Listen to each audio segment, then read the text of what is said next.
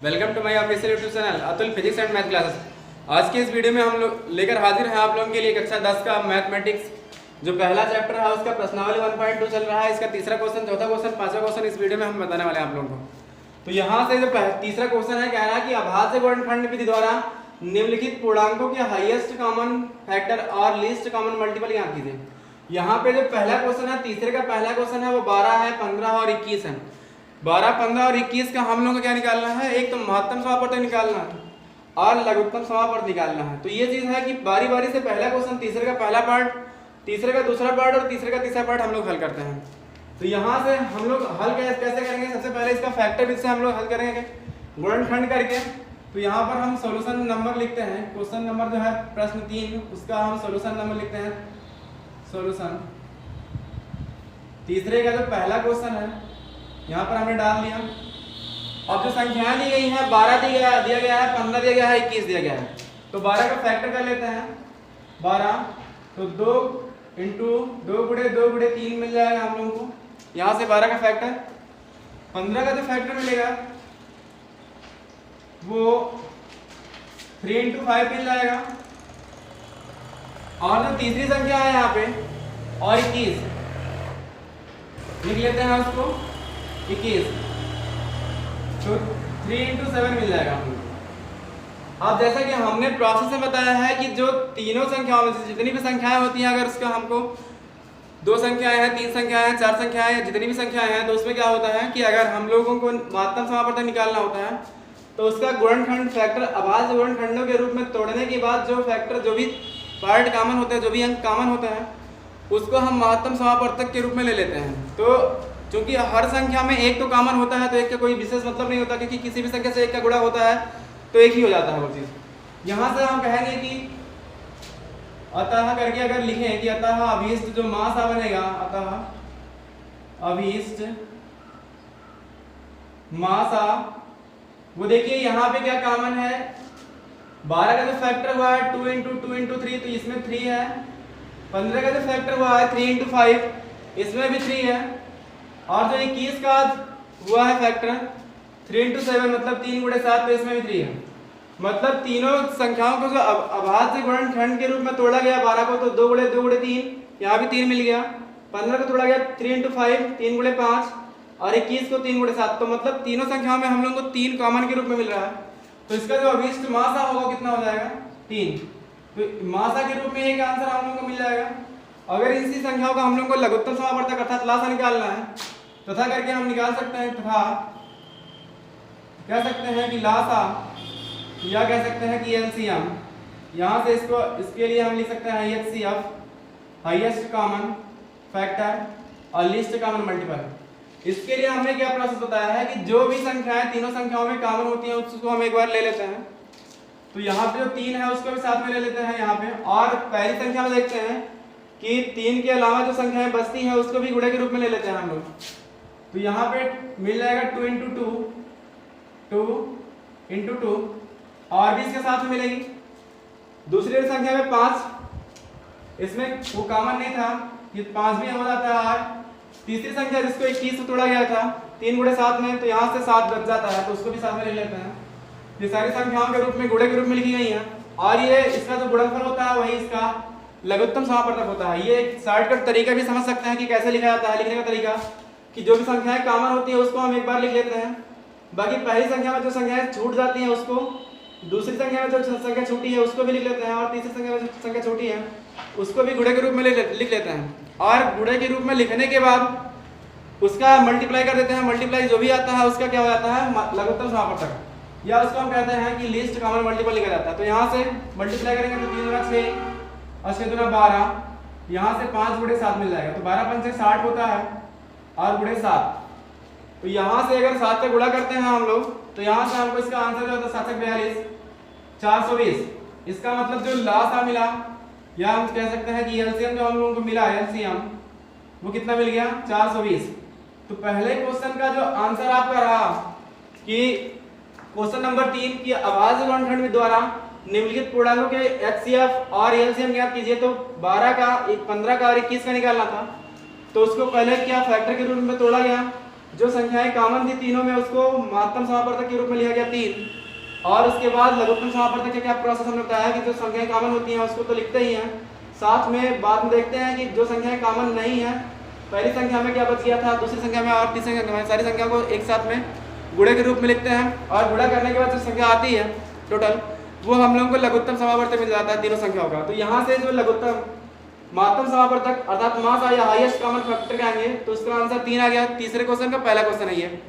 और लघुत्तम समापवर्तक जो हम लोग को मिला पहले क्वेश्चन के तीसरे पार्ट का, सॉरी तीसरे क्वेश्चन का पहला क्वेश्चन है, तीसरे का पहला, तो यहाँ पे लासा के रूप में हमको 420 मिल गया। इसके बाद हम तीसरे का दूसरा पार्ट हल करते हैं। यहाँ से तीसरे का दूसरा पार्ट हल करेंगे। इसमें कौन कौन सी संख्याएं दी गई हैं, तो संख्या दिया गया है कि 17 दिया गया है, 23 दिया गया है, 29 दिया गया है। हमको तो दिख रहा है वैसे ही कि इसमें कुछ कॉमन बनने वाला ही नहीं है। क्यों? क्योंकि सारी संख्याएं जो हैं वो अभाज्य संख्याएं हैं, या तो स्वयं से कटेंगी या तो एक से कटेंगी, तो इसलिए क्या हो सकता है वो उसका महत्तम समापवर्तक तो स्वयं दिख रहा है कि 1 हो जाएगा। यहाँ से हम लिखते हैं कि सॉल्यूशन नंबर तीसरे का दूसरा पार्ट, क्वेश्चन नंबर 3 का दूसरा पार्ट यहाँ पे लेते हैं। 17 का अगर फैक्टर के रूप में हम लोग लिखें तो यहाँ से हमको 1 गुणे 17 मिल सकता है, और 23 को अगर फैक्टर के रूप में लिखें तो यहाँ से भी वही हो सकता है कि 1 के साथ में 23 का गुणा और करके हम लोग लिख देते हैं 29, 29, यहाँ 1 गुणे 29 हो जाएगा। अब यहाँ पे जो हम लोग को दिख रहा है कि 1 1 1 लिखा गया है, अगर हम ना लिखते तब भी महत्तम समापवर्तक उसका 1 होता, क्योंकि जो भी संख्याएं कॉमन नहीं लिखी होती हैं उसमें 1 गुणे के रूप में लिख के हम कॉमन कर सकते हैं उसको। तो यहाँ पे अतः करेंगे, अतः अभीष्ट जो मासा होगा, अभीष्ट मासा या कह सकते हैं कि हाईएस्ट कॉमन फैक्टर जो होगा वो हम लोगों को यहाँ से मिल जाएगा 1, क्योंकि इस संख्या में यहाँ भी 1 है, यहाँ भी 1 है, यहाँ भी 1 है, और 1 के रूप में वो कॉमन आता है, तो उसका जो महत्तम समापवर्तक आएगा मासा या कहते हैं हाईएस्ट कॉमन फैक्टर, तो ये हो गया 1। तथा यहाँ से निकालते हैं कि जो लास्ट है इसका निकलेगा लघुत्तम समापवर्तक एलसीएम लीस्ट कॉमन मल्टीपल। तो ये क्या हो जाएगा, इसमें से सबसे पहले 1 तो हम लिख लेते हैं, का कोई गुणे के रूप में तो कोई विशेष मायने नहीं रखता। मायने का इस मतलब ये कि गुणे के रूप में वो कोई संख्या आएगी तो उसका मान वही हो जाएगा।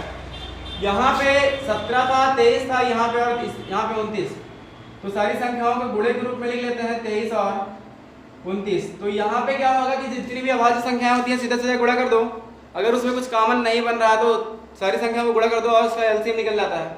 तो यहाँ से इसका गुणनफल का जो एलसीएम निकलेगा, यहाँ से 17 का नाम 17 हो जाएगा, गुणे 23 गुणे 29, और गुणनफल जो हम लोगों को मिलता है यहाँ से इसका वो 11,339।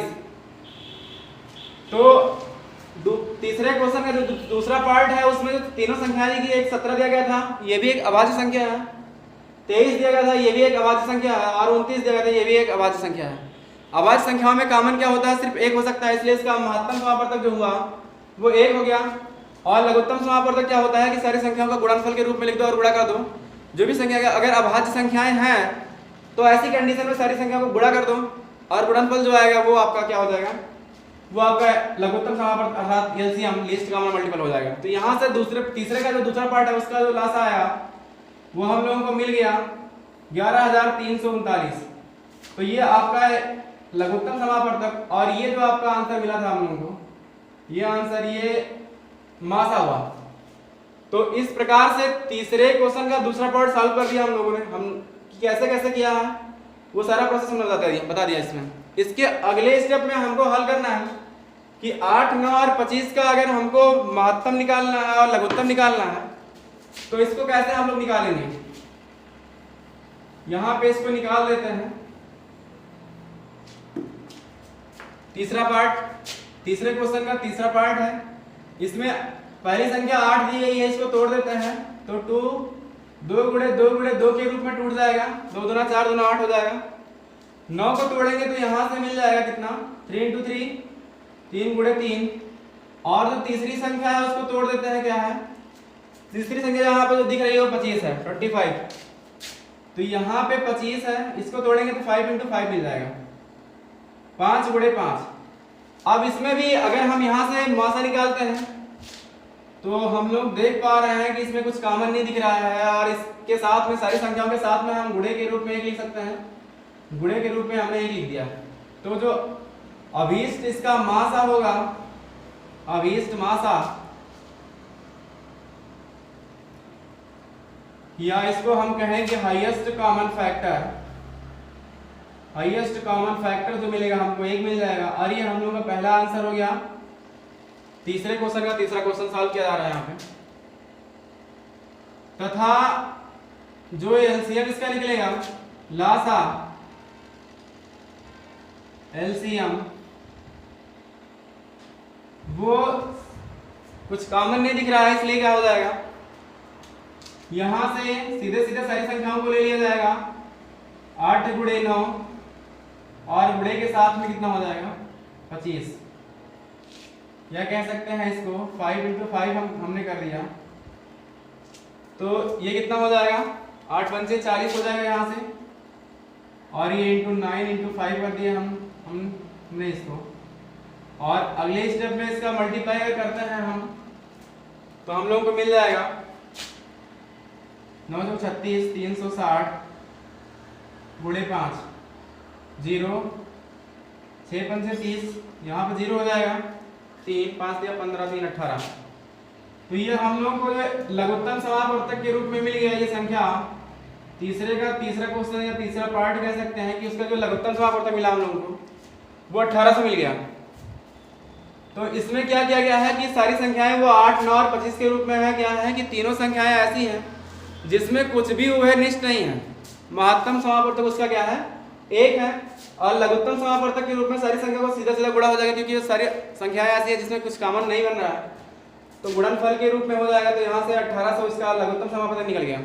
तो इस तरीके से हम लोगों ने तीसरा क्वेश्चन पूरा हल कर लिया कि पहले तीसरे का पहला पार्ट 12 15 21 का लघुत्तम समापवर्तक और महत्तम समापवर्तक निकालना, उसके बाद तीसरे का दूसरा पार्ट 17 23 और 29, और तीसरे के तीसरे पार्ट में 8 9 और 25 का लघुत्तम समापवर्तक और महत्तम समापवर्तक हम लोग ने निकाल लिया।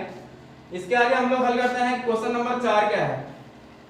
देखिए इंपॉर्टेंट कुछ भी है तो उसमें सबसे ज्यादा इंपॉर्टेंट हमेशा ये होता है, चाहे वो कोई भी सब्जेक्ट आप पढ़ रहे हैं, सबसे ज्यादा इंपॉर्टेंट क्या होता है कि आप किसी भी क्वेश्चन को समझते कितने अच्छे ढंग से हैं। अगर वो अच्छे तरीके से समझ आ गया तो समझ लीजिए सारा का सारा क्वेश्चन सॉल्व हो गया, इतना ज्यादा टफ नहीं होता है कुछ भी इसमें। तो क्वेश्चन नंबर 4 क्या कह रहा है कि हाईएस्ट कॉमन फैक्टर 306 और 657 इज इक्वल टू 9 दिया है। यहाँ पे समझना क्या दिक्कत होता है बच्चों के लिए, जिससे आप लोग पढ़ रहे हैं तो इसमें समस्या क्या हो सकती है कि ये सर इसका मतलब क्या होता है। तो इसका मतलब क्या होता है, उन्होंने कहा है कि 306 और 657 जो संख्या दी गई है उसका अगर हम महत्तम समापवर्तक कहें तो वो 9 दिया गया है इस तरह से, और 306 और 657 का हाईएस्ट कॉमन मल्टीपल निकालना है। तो एक फार्मूला हम लोग जानते हैं, यहाँ पे सॉल्यूशन नंबर 4 लिखते हैं या हल हम 4 लिखते हैं, क्वेश्चन चौथे का जो हल है उसको। तो यहाँ से संख्याएं जो दी गई हैं हम यहाँ पे लिख सकते हैं कि जो संख्याएं दी गई हैं, संख्याएं वो दो संख्याएं हैं, कौन कौन सी है, वो 306 है और ये चीज है 657 तथा क्या दिया गया है, इसमें दिया गया है highest common factor. Highest common factor मतलब आप लोगों को दिया गया है मासा, महत्तम समापवर्तक। तो यहां से इसका जो वैल्यू दिया गया है वो 9 दिया गया है। निकालना हम लोग को क्या है, निकालना हम लोग को एलसीएम है, लासा। तो यहां से लासा हो जाएगा LCM, LCM is equal to question mark. अब हम लोगों को जो फार्मूला पता है, क्या पता है कि दो संख्याओं का गुणनफल उसके लघुत्तम समापवर्तक और महत्तम समापवर्तक के गुणनफल के बराबर होता है। उस फार्मूले का हम लोग यूज करेंगे। तो हम लिखते हैं सूत्र, यहाँ पर यहाँ सूत्र का प्रयोग किया जाएगा कि यहाँ पे हम सबसे पहले मासा लिख लेते हैं, मासा और गुणे लासा, मतलब महत्तम समापवर्तक और लघुत्तम समापवर्तक। तो यहाँ से इसका दोनों का गुणनफल हो जाएगा बराबर, यहाँ पर लिखते हैं संख्याओं का गुणनफल, संख्याओं का गुणनफल, गुणनफल हमको क्या मिल जाएगा, यहाँ से संख्या जो दी गई है वो 306 दिया गया है, पहली संख्या, और गुणे के रूप में दूसरी संख्या 657 दिया गया है, 657 657। मासा के स्थान पर हम लोग लिख देते हैं 9, क्योंकि वहां पे 9 दिया गया है 9। और लासा की वैल्यू निकालनी है तो उसके स्थान पे तो मान निकालना है उसका। यहां से देखिए पक्षांतर का रूल क्या होता है कि अगर कोई संख्या गुणे के रूप में होती है एक पक्ष में, दूसरे पक्ष में जब पक्षांतर करते हो तो भाग के रूप में चली जाती है, अर्थात उससे भाग दिया जाता है। तो 657 जो है उसमें भाग हो जाएगा 9 से। अब ये 3 से कट जाएगा, 3 त्रिक का 9 और ये 3 दूना 6। अब यहां से एक बार फिर से कट सकता है, 3 त्रिक का 9 3 चौक 12, काट देंगे हम उसको। 100 एक बार लिख देते हैं, 102 657/3। अब 3 से काटने के बाद क्या मिल जाएगा, 3 एक 3 3 त्रिक का 9 3 चौक 12, तो ये हो जाएगा 34 गुणे 657। और ये हम लोगों का लासा निकल रहा है। एक बार अभी इस क्वेश्चन को हम फिर से समझा दे रहे हैं, तो यहां से लासा बराबर हो जाएगा।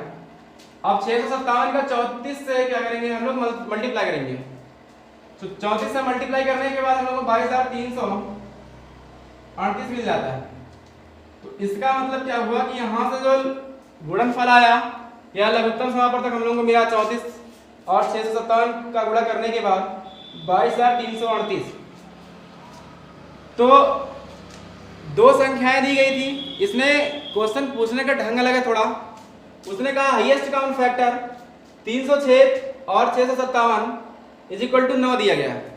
तो इसमें समझना यही है कि जो दो संख्याएं हैं 306 और 657, उसका महत्तम समापवर्तक 9 दिया गया है और लघुत्तम समापवर्तक निकालना है। तो एक चीज दिया गया है, मतलब हाईएस्ट कॉमन फैक्टर 9 दिया गया है और दो संख्याएं दी गई है। कौन कौन सी, एक तो 306, यहाँ पर 6 थोड़ा सा लिख देते हैं, 306 और 657। तो ये चीज हो गया। यहां से हम लोग सूत्र क्या जानते हैं कि किसी दो संख्याओं का जो महत्तम समापवर्तक और लघुत्तम समापवर्तक का गुणनफल होता है, उन दोनों संख्याओं के गुणनफल के बराबर होता है। तो फार्मूला हमने लगा दिया कि मासा गुणे लासा बराबर संख्या का गुणनफल। यहां से मासा के स्थान पे 9, क्योंकि महत्तम समापवर्तक 9 दिया गया, हाईएस्ट कॉमन फैक्टर, और लासा का मान निकालना है तो उसके स्थान पे वही रख दिया गया, संख्याओं को गुणनफल के रूप में लिखा गया। 9 को पक्षांतर करने के बाद इसको सॉल्व किया गया और जो हमको लासा मिला वो 22,338 मिल गया। तो सॉल्व कैसे किया गया है कि दोनों संख्याओं के बटे में आपके जो लासा की वैल्यू थी 9, वो चला गया भाग के रूप में, और इसको हल करने के बाद, काटने बांटने के बाद या भाग देने के बाद जो भी संख्या आई वो हमको मिल गया 22,338। तो इस प्रकार से क्वेश्चन नंबर 4 का जो हम लोगों को निकालना था लघुत्तम समापवर्तक या लीस्ट कॉमन मल्टीपल, तो वो कितना आ गया, 22,338। तो ये आंसर हुआ क्वेश्चन नंबर 14 का सोल्यूशन। अगला क्वेश्चन हल करते हैं, इसमें क्वेश्चन नंबर 5।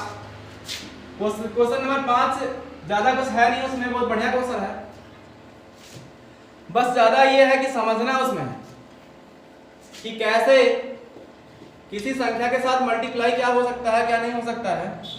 इसमें क्या कह रहा है, इसमें देखिए पहले ध्यान से, ये हमने लिखा है इस पे क्वेश्चन नंबर 5 की जांच कीजिए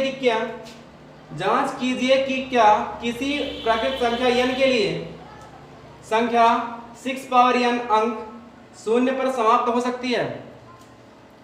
शून्य पर समाप्त होने का मतलब क्या, उसके इकाई के अंक की जो वैल्यू होती है वो शून्य आ सकती है। तो जो हल हम यहाँ पे पकड़ते हैं, समझाते हैं आप लोगों को। हल जो है क्वेश्चन नंबर 5 का, यहाँ पे जो संख्या दिया गया है वो 6 पावर n दिया गया है, 6 पावर n। इसका अगर फैक्टर करके लिखें तो 2 into 3 हो जाएगा, और यहाँ पर इसके पावर के रूप में, घात के रूप में हम 9 लिख सकते हैं, सॉरी n लिख सकते हैं। और n की जो वैल्यू है वो प्राकृतिक संख्या है, इसका मतलब 1 2 3, और ये डाटा कुछ भी ले सकते हैं। क्वेश्चन क्या रहा है कि वो क्या शून्य पे समाप्त हो सकती है। n का अगर कोई भी मान लें, 1 लें, 2 लें, 3 लें, 4 लें, 5 लें, 6 लें, 7 लें, कुछ भी कोई संख्या ऐसी अगर लेते हैं हम लोग, तो क्या उसका जो वैल्यू आएगा, जो मान आएगा वो शून्य पे, अर्थात तो इकाई का स्थान उसका शून्य हो सकता है। तो हम कहेंगे सीधा सीधा नहीं हो सकता। क्यों? क्योंकि ये 5 के यहां पे कहेंगे कि चूंकि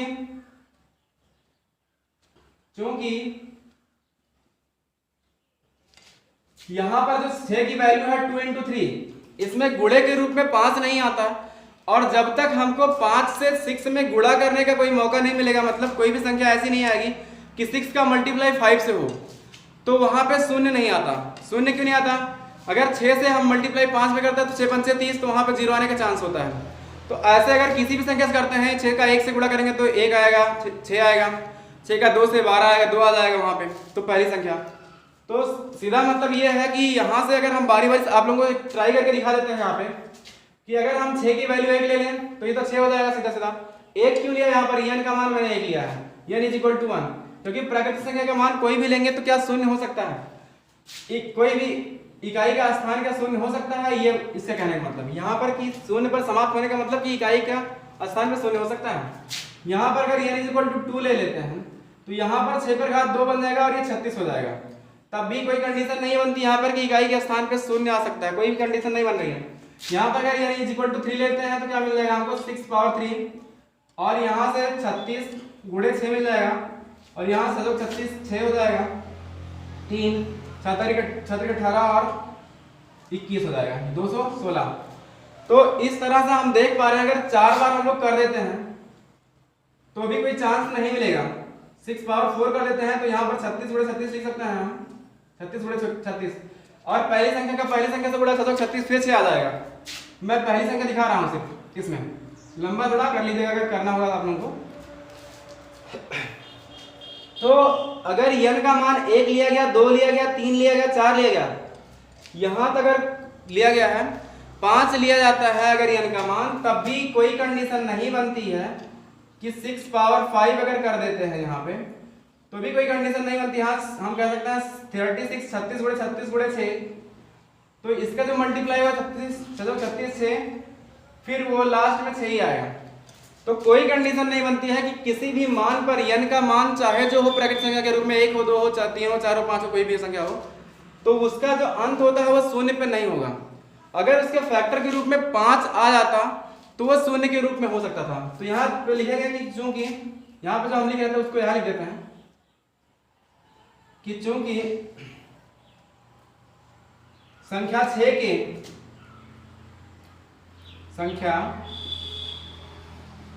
6 के गुणनफल के रूप में, गुणनफल या कह सकते हैं गुणे के रूप में, कह सकते हैं गुणा के रूप में 5 या 5 नहीं शामिल होता,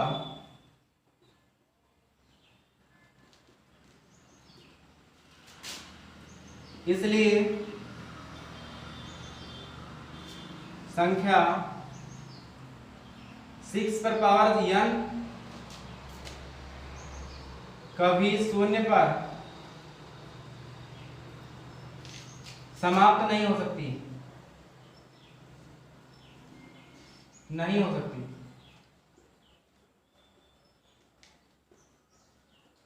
उम्मीद करते हैं आप लोगों को पूरा वीडियो समझ में आ गया होगा।